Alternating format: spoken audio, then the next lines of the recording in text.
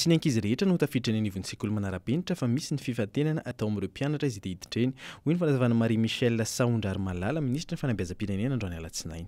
Mandalo fitsapahana aloha ny ankizy ka izay mahay indrindra ihany no voaray. Tsy natokana ho an'ireo mpianatra anivon'ny sekolim-panjakana ihany koa ny fidirana eo anivon'ny sekoly manara-penitra fa afaka misoratra anarana hanao fifaninanana avokoa na ireo izay avy amin'ny sekoly tsy miankina azy. Araka ny fanazavana Marie Michel Saondrary Malala dia efa 5 amin'izao fotoan'izao ny sekoly manara-penitra efa mipetraka eto Madagasikara ary ankizy 707 no efa mianatra eny anivon'izy ireny. Mpampianatra misa 790 no mandray an-tanana azy ireo.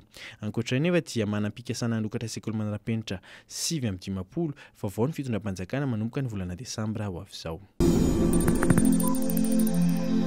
Nolanin'ny antemeran-dola androany alatsinainy fananganana amin'ny fomba ofisialy ny Vaomiara efatra misahana fanadihadiana amin'ny sehatra efatra voafaritra. Ny fomba fitantanana ny vola ny hatrehana ny valanaretina COVID-19, ny famonoana FAOB, ireo voafonjana andositra tao fanafangana, ny fanafarana fitaovam-piadiana mahery vaika teto amin'ny firenena ary fifidianana farany teo izay nahitana anarana miverina indroa anaty lesy mpifidianana no voalaza fa aloha hevitra impanana fanadihadiana ataon'ireto Vaomiara ireto. Miankina eo anivon'ny antemeran-dola fa mety tsy ho tody hatramin'ny farany ny fanadihadiana ataon'ny Vaomiara satria efa manakaiky ihany ny feim-potoana iasandreo am-perinasa amin'izao fotoan'izao.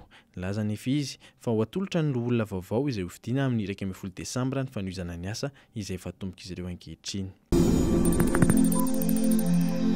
Sokana ny alatsinainy tany Mahajanga ny fiofanana ahafahan'ireo mpanazatra manaraka fiofanana ny fahazon-dalana na ny licence C avy amin'ny Confédération africaine ny baolina kitra na CAF. Mpanazatra ny lalao baolina kitra malagasy misy 30 no manaraka izany fiofanana izany mandritra ny 17 andro. Aharitra 20 ora ny fiofanana ka isy ny fanadinana ahafahana mahazo ny diplaoma.